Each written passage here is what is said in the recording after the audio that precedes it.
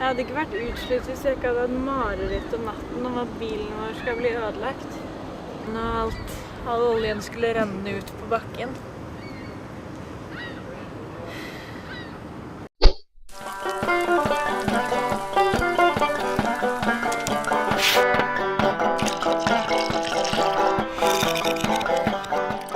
Jeg heter Julie.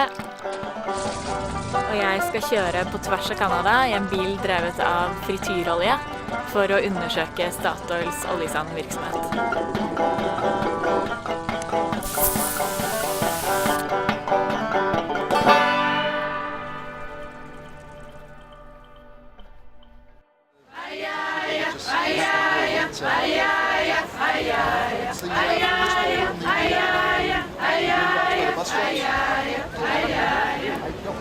Nå er vi i Ottawa, rett utenfor parlamentet. Her er det alltid en eller annen demonstrasjon som foregår, opp til flere demonstrasjoner. Der er det demonstrasjon mot at Tyrkia dreper armenere. Så er det demonstrasjon mot abort, det er å drepe babyer. En demonstrasjon mot å kriminalisere selindustri. Så er det vel protestere mot tap av Gud i samfunnet. Så det er masse forskjellig, men det er jo det politiske sentrum av Canada. Her er det Stephen Harper fra Conservative Party som er statsminister, men det var ingen fra partiet hans som ville snakke med oss. Canada's current government is the absolute low ebb in our country's history. We've never had any political party that adheres to the kinds of policies that Stephen Harper is putting in place. He described the Kyoto Protocol as a socialist scheme. For a Norwegian audience, I can just say it's sort of like Canada suddenly has George W. Bush as Prime Minister, only a bit worse. Our government here in Canada totally 100% supports the expansion of the tar sands, to the point where the Harper government pulled Canada out of Kyoto. We're the only country in the world that ratified Kyoto under one government and abandoned it, formally pulled out under another government, which is, you know, something we're all really embarrassed about. I decided to run to keep Stephen Harper from having a majority. Why? Because I worked for 40 years to make sure that we had strong federal environmental laws in Canada.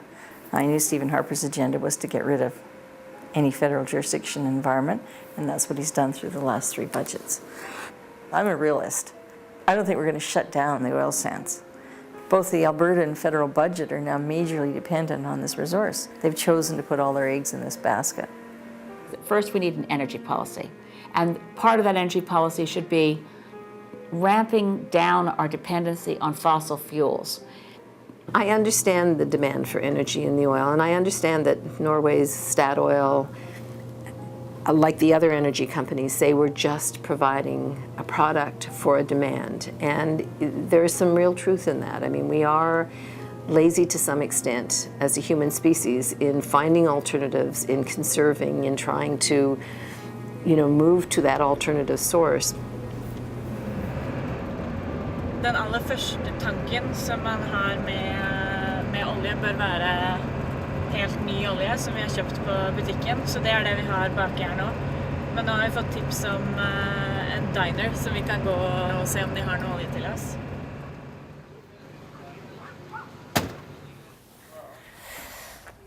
Det ser ganske skittent ut. As long as we don't hit the bottom. Yeah, we don't want like gunk. Ready? Yeah. There we go.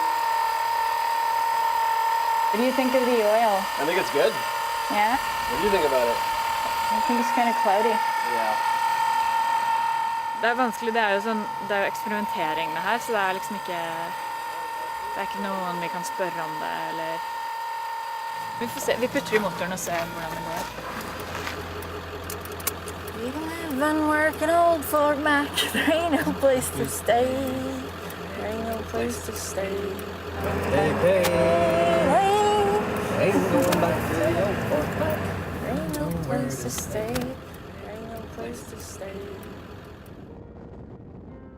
When the political signals are, we want massive oil sands growth and we want it as fast as possible, it's not a surprise that there's no political leadership to say, hey, wait a minute, what's happening?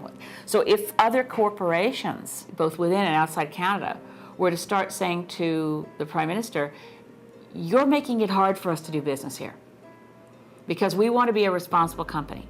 And our shareholders and our fellow countrymen in our home country expect us to be responsible. That's why the voices of people from those countries, the voices of people from those companies would be extremely helpful. I like to take the people of Norway to the tar sands and really see it. I call it Canada's Mordor, you know, from the Lord of the Rings, because it's just not the right future for the world energy-wise. Begge de to partiene jo opposisjonspartier, så det ikke så veldig rart at de var kritiske til den sittende regjeringen og Stephen Harper sin energipolitikk.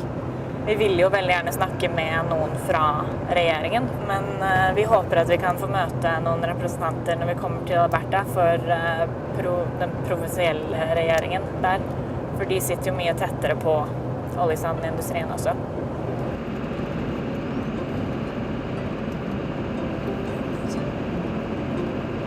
Tried weird Canadian food.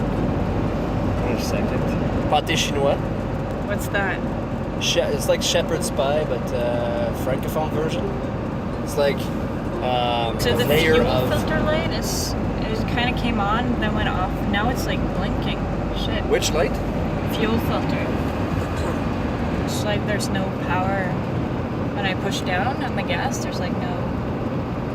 Yeah, now. Oh, whoa. You want to try to switch to diesel to make sure? Yeah, I'll switch to diesel. I was like.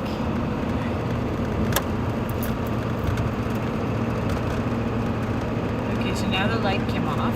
Okay. And now the engine power's back. What does that mean? I don't know. Good thing we have the tools with us.